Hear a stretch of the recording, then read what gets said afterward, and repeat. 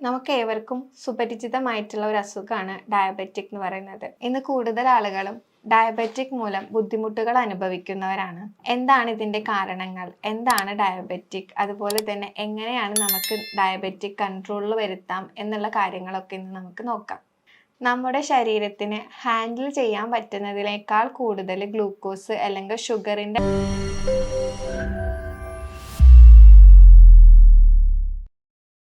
നമസ്കാരം, ഞാൻ ഡോക്ടർ അക്ഷര, ഭൂമി വെൽനസ് ക്ലിനിക്കിലെ ആയുർവേദ കൺസൾട്ടൻ്റ് ആണ്. നമുക്ക് ഏവർക്കും സുപരിചിതമായിട്ടുള്ള ഒരു അസുഖമാണ് ഡയബറ്റിക് എന്ന് പറയുന്നത്. ഇന്ന് കൂടുതൽ ആളുകളും ഡയബറ്റിക് മൂലം ബുദ്ധിമുട്ടുകൾ അനുഭവിക്കുന്നവരാണ്. എന്താണ് ഇതിന്റെ കാരണങ്ങൾ, എന്താണ് ഡയബറ്റിക്, അതുപോലെ തന്നെ എങ്ങനെയാണ് നമുക്ക് ഡയബറ്റിക് കൺട്രോളിൽ വരുത്താം എന്നുള്ള കാര്യങ്ങളൊക്കെ ഇന്ന് നമുക്ക് നോക്കാം. നമ്മുടെ ശരീരത്തിന് ഹാൻഡിൽ ചെയ്യാൻ പറ്റുന്നതിനേക്കാൾ കൂടുതൽ ഗ്ലൂക്കോസ് അല്ലെങ്കിൽ ഷുഗറിന്റെ അളവ് രക്തത്തിൽ എത്തുന്ന അവസ്ഥ അല്ലെങ്കിൽ രക്തക്കുഴലിൽ അടിഞ്ഞു കൂടുന്ന ഒരു അവസ്ഥേനെയാണ് നമ്മൾ ഡയബറ്റിക് എന്ന് പറയുന്നത്. ഇനി ഷുഗർ ലെവലിന്റെ റീഡിങ് നോക്കുകയാണെങ്കിൽ 100 to 200 mg/dl വരെയുള്ളത് നമുക്ക് നോർമലായിട്ട് കണക്കാക്കാം. ബിയോണ്ട് ദ 300, അതായത് 300ലും കൂടുതൽ വരുമ്പോഴാണ് അത് നമ്മൾ നല്ല രീതിക്ക് ശ്രദ്ധിക്കേണ്ടതാണ്. മെഡിക്കേഷൻസ് എടുക്കേണ്ട ആവശ്യങ്ങളൊക്കെ അവിടെ വരുന്നുണ്ട്. നമ്മളെപ്പോഴും പറയുന്നത് ബ്ലഡിൽ ഷുഗറിൻ്റെ ലെവൽ കൂടുമ്പോൾ എന്തുണ്ടാവും, ഡയബറ്റിക് ഉണ്ടാകും എന്നാണ്. പക്ഷെ ഇതിൻ്റെ മെയിൻ റൂട്ട് കോസ് എന്ന് പറയുന്നത് രക്തക്കുഴലുകളിൽ അല്ലെങ്കിൽ ആർട്ടറീസിൽ ബ്ലഡ് ഷുഗറിൻ്റെ കണ്ടന്റ് കൂടുന്നത് കൊണ്ട് മാത്രമല്ല, അത് ഇൻസുലിൻ റെസിസ്റ്റൻസ് അല്ലെങ്കിൽ ഇൻസുലിൻ ഡെഫിഷ്യൻസി ആണ് അവിടെ അതിൻ്റെ മെയിൻ റൂട്ട് കോസ് ആയിട്ട് നമ്മൾ കാണുന്നത്. ഇത് രണ്ടുമാണ് നമ്മൾ എപ്പോഴും അവിടെ കറക്റ്റ് ചെയ്യാനും ശ്രമിക്കേണ്ടത്. നോർമലായിട്ട് നമ്മൾ കഴിക്കുന്ന ഭക്ഷണം എന്താവും, ഗ്ലൂക്കോസ് ആയിട്ട് കൺവേർട്ട് ആവും. ഈ കൺവേർട്ട് ആയിട്ടുള്ള ഗ്ലൂക്കോസ് ഡയറക്റ്റ് ആയിട്ട് എന്ത് ചെയ്യും, നമ്മുടെ സെല്ലിലെത്തും with the help of insulin. പക്ഷെ നമ്മൾ അമിതമായിട്ട് ഭക്ഷണം കഴിക്കുക അല്ലെങ്കിൽ കാർബോഹൈഡ്രേറ്റ് കൂടുതലുള്ള രീതിക്കുള്ള ഭക്ഷണങ്ങൾ കഴിക്കുമ്പോൾ എന്തുണ്ടാവും, ഗ്ലൂക്കോസിൻ്റെ അളവും കൂടും. ഈ ഗ്ലൂക്കോസിൻ്റെ അളവും ബ്ലഡിൽ കൂടുകയും ചെയ്യും. അതോടൊപ്പം തന്നെ പാൻക്രിയാസിൽ നിന്നാണ് ഇൻസുലിൻ പ്രൊഡ്യൂസ് ചെയ്യുന്നത്. അപ്പോൾ ഈ ഇൻസുലിൻ്റെ പ്രൊഡക്ഷനും അവിടെ കൂടും. അറ്റ് ദ സെയിം ടൈം സെൽസിന് ഒരു പരിധി വരെ നമുക്ക് എന്തുണ്ടാവുള്ളൂ, ഈ ഗ്ലൂക്കോസിനെ എടുക്കാൻ പറ്റത്തുള്ളൂ. അപ്പോൾ സെൽസിന് താങ്ങാൻ പറ്റുന്നതിലും കൂടുതൽ ഇൻസുലിൻ്റെയും അതുപോലെ തന്നെ ഗ്ലൂക്കോസിൻ്റെയും പ്രൊഡക്ഷൻ വരുമ്പോഴാണ് കൂടുതലായിട്ടും ഇൻസുലിൻ അല്ലെങ്കിൽ ഒരു ഡയബറ്റിക് എന്നുള്ള ഒരു അവസ്ഥയിലേക്ക് പോകുന്നത്. അതിനെയാണ് നമ്മൾ ഇൻസുലിൻ റെസിസ്റ്റൻസ് എന്ന് പറയുന്നത്. ഇപ്പോൾ ഡയബറ്റിക്കിൻ്റെ ഒരു മെയിൻ റൂട്ട് കോസാണ് ഇൻസുലിൻ റെസിസ്റ്റൻസ്. അതാണ് ഇപ്പോൾ നമ്മൾ പറഞ്ഞു കഴിഞ്ഞത്. രണ്ടാമത്തെ കോസ് എന്ന് പറഞ്ഞിട്ടുണ്ടെങ്കിൽ ഇൻസുലിൻ ഡെഫിഷ്യൻസിയാണ്, അതായത് ഇൻസുലിൻ്റെ പ്രൊഡക്ഷൻ ഇല്ലാത്തൊരവസ്ഥ. അപ്പോൾ എന്തുണ്ടാവും, ഈ ഇൻസുലിൻ്റെ ഹെൽപ്പ് ഇല്ലാണ്ട് നമുക്ക് ഗ്ലൂക്കോസിനെ സെൽസിൽ എത്തിക്കാൻ പറ്റില്ല. അപ്പോൾ സെൽസിലേക്ക് എനർജി വേണ്ടത്ര രീതിക്ക് എത്തില്ല. അപ്പോൾ ഒരു റൂട്ട് കോസ് എന്ന് പറയുന്നത് ഇൻസുലിൻ്റെ ഡെഫിഷ്യൻസിയാണ്. ഇനി നമ്മൾ 2 തരത്തിലാണ് ഡയബറ്റിക് പറയുന്നത്. ഡയബറ്റിക് ടൈപ്പ് 1 ഉണ്ട്, ടൈപ്പ് 2 ഉണ്ട്. ഈ ടൈപ്പ് 1 എന്ന് പറയുന്നതാണ് ഇൻസുലിൻ ഡെഫിഷ്യൻസി കൊണ്ട് വരുന്നത്. അതായത് പ്രോപ്പർ ആയിട്ടുള്ള അളവിലുള്ള ഇൻസുലിൻ ഇല്ലാതെ പോകും. ഇൻസുലിൻ ഇല്ലാതെ പോകുമ്പോൾ അത് സെൽസിലോട്ട് എത്തില്ല ഗ്ലൂക്കോസ്. അപ്പോൾ ആ ഗ്ലൂക്കോസ് എവിടെ ഉണ്ടാവും, ബ്ലഡിൽ തന്നെ കിടക്കുന്നുണ്ടായിരിക്കും കൂടുതലും. അതൊരവസ്ഥയിലായിരിക്കും കൂടുതൽ ആളുകൾ മെലിഞ്ഞിരിക്കുന്ന ഒരു കാണുന്നത് ഡയബറ്റിക്കിൽ. ടൈപ്പ് 2 ഡയബറ്റിക്സ് എന്ന് വെച്ചിട്ടുണ്ടെങ്കിൽ ഇൻസുലിൻ റെസിസ്റ്റൻസ് കൊണ്ട് വരുന്നതാണ്. അപ്പോൾ ഇൻസുലിൻ റെസിസ്റ്റൻസ് വരുമ്പോഴും ബ്ലഡിനകത്ത് ഗ്ലൂക്കോസിൻ്റെ അളവ് കൂടുതലായിട്ട് കാണാം. അത് നമ്മളെ ഒബേസിറ്റി പോലുള്ള കാര്യങ്ങളിലോട്ട് എത്തിക്കും. അതാണ് ടൈപ്പ് 2 ഡയബറ്റിക്കിൽ പേഷ്യൻസ് എപ്പോഴും തടിച്ചിരിക്കുന്നത്. ഈ ഡയബറ്റിക് പൂർണ്ണമായിട്ട് മാറ്റിയെടുക്കുക അല്ലെങ്കിൽ ഡയബറ്റിക് ഇല്ലാതാക്കുക എന്ന് പറയുമ്പോൾ നമ്മൾ ഈ ബ്ലഡ് വെസൽസിലുള്ള അല്ലെങ്കിൽ ബ്ലഡിനകത്തുള്ള ഗ്ലൂക്കോസിൻ്റെ അളവ് കുറച്ച് കൊണ്ടുവരികയാണ് വേണ്ടത്. അതിനെ നീക്കം ചെയ്യണമെങ്കിൽ ഒന്നുകിൽ നമുക്ക് ഇൻസുലിൻ ഡെഫിഷ്യൻസി ആണെങ്കിൽ അവിടെ ഇൻസുലിൻ ആഡ് ഓൺ ചെയ്ത് പോകണം, അല്ല ഇൻസുലിൻ റെസിസ്റ്റൻസ് നീക്കം ചെയ്യുക. രണ്ടാമത്തേത് നീക്കം ചെയ്യാന്ന് ഉദ്ദേശിക്കുന്നത് സെൽസിന് കൂടുതലും ഇൻസുലിനായിട്ട് പ്രതികരിക്കാനുള്ള ഒരു ശേഷി ഉണ്ടാക്കി എടുക്കുക.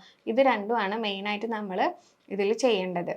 ഈ ഡയബറ്റിക് എന്ന് പറഞ്ഞിട്ടുണ്ടെങ്കിൽ അതൊരു ഡിസീസ് അല്ല, ഒരു ഡയറ്ററി ഡിസോർഡർ ആണ്. നമ്മുടെ ഇംപ്രോപ്പർ ആയിട്ടുള്ളൊരു ഡയറ്റ് അല്ലെങ്കിൽ ലൈഫ് സ്റ്റൈൽ ഹാബിറ്റ് അങ്ങനെയുള്ള കാര്യങ്ങൾ കൊണ്ടാണ് നമുക്ക് ഡയബറ്റിക് ഉണ്ടാവുന്നത്. ഇനി ഡയബറ്റിക് പേഷ്യൻസ് അല്ലെങ്കിൽ ഒരു പ്രമേഹ രോഗി എന്തെല്ലാം കാര്യങ്ങളാണ് ശ്രദ്ധിക്കേണ്ടതെന്ന് നോക്കാം. അതായത് എന്ത് ഡയറ്റാണ് അവർ ഫോളോ ചെയ്യേണ്ടതെന്ന്. അപ്പോൾ കൂടുതലായിട്ടും ലീഫി വെജിറ്റബിൾസ് അടങ്ങിയ ഭക്ഷണങ്ങൾ കഴിക്കാം. അതിൽ എന്തുണ്ടായിരിക്കും, കലോറി കുറവായിരിക്കും, അതുപോലെ ഫൈബർ കണ്ടന്റ് ഒക്കെ കൂടുതലായിരിക്കും. അപ്പോൾ അത് കഴിക്കുന്നത് വളരെയധികം നല്ലതാണ്. രണ്ടാമതായിട്ട് കഴിക്കാൻ പറ്റുന്നത് വോൾ ഗ്രെയിൻസ് ആണ്. അതിൽ എന്താന്ന് വെച്ചിട്ടുണ്ടെങ്കിൽ കാർബോഹൈഡ്രേറ്റ്സ് കുറവായിരിക്കും, ന്യൂട്രിയൻസിൻ്റെ അളവ് കൂടുതലായിരിക്കും. അപ്പോൾ റാഗി, ഓട്സ്, ബാർലി പോലുള്ള കാര്യങ്ങളൊക്കെ കഴിക്കുന്നത് വളരെയധികം നല്ലതാണ്.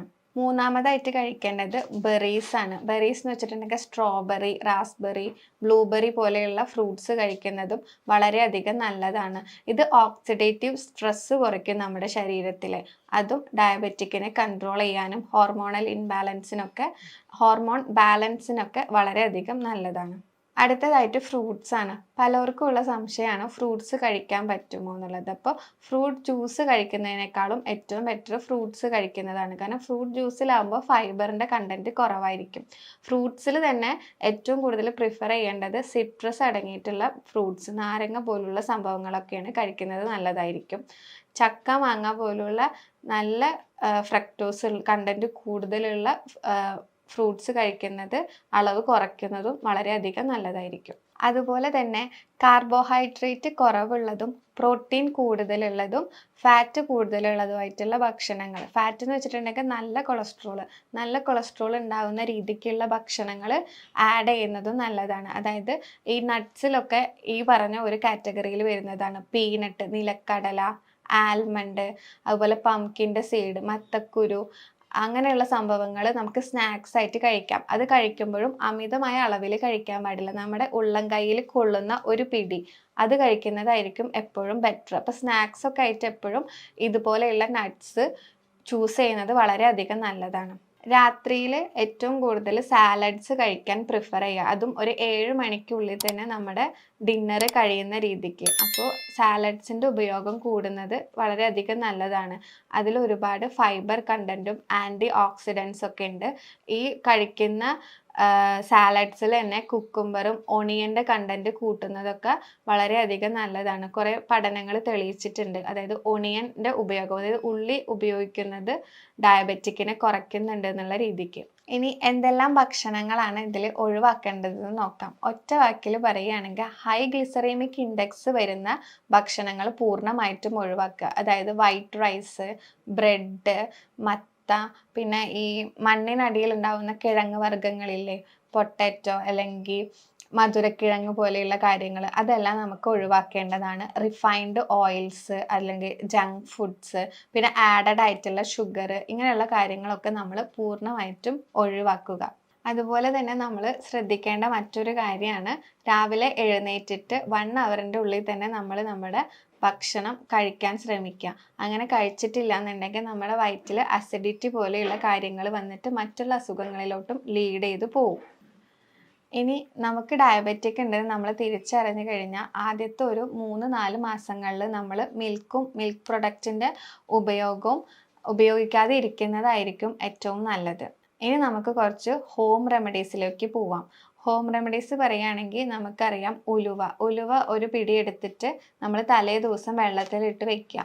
രാവിലെ എണീറ്റിട്ട് നമ്മൾ ആദ്യം പ്ലെയിൻ വാട്ടർ കുടിക്കുക. അതായത് സാധാ വെള്ളം കുടിച്ചിട്ട് നമ്മൾ അതിൻ്റെ ശേഷം ഒരു എക്സസൈസോ മൈൽഡായിട്ട് 1/2 മണിക്കൂറോ 1 മണിക്കൂറോ നമുക്ക് എത്രയാണോ സമയം കിട്ടുന്നത് അതിനനുസരിച്ച് നമ്മൾ ഒന്നുകിൽ വാക്കിംഗ് ആണ് ഏറ്റവും നല്ലത്, അല്ലെങ്കിൽ എന്തെങ്കിലും നമുക്ക് എക്സസൈസ് ചെയ്തതിൻ്റെ ശേഷം ഈ ഉലുവ വെച്ചതില്ലേ അതൊന്ന് നമുക്ക് പിഴിഞ്ഞിട്ട് ഈ ഉലുവയോട് കൂടെ തന്നെ ഈ വെള്ളം കുടിക്കുന്നത് വളരെയധികം നല്ലതാണ്.